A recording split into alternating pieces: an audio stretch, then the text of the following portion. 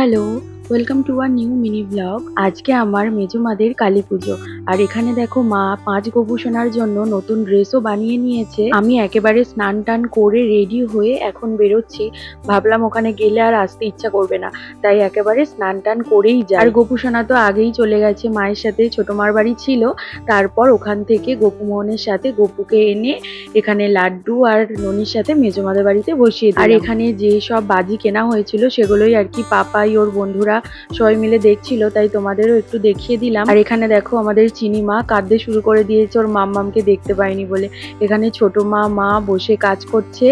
আর এই যে এখানে ভাইরা সব মিলে এটা আর কি রেডি করছে। এটাকে কি বলে আমি জানি না, তবে গেটে লাগাতে হয় পুজো হলে বাড়িতে। তারপর সবাই মিলে আমরা খুব আনন্দ মজা করছিলাম। দেন দেখলাম ছোট মা গোপুসোনাদের সেবা দিতে এসেছে। তারপর আমরাও গিয়ে ভাত খেয়ে নিলাম। আর আজকে দুপুরে কিন্তু ছোট মার বাড়িতে গোপুসোনা শয়ন নিয়েছে।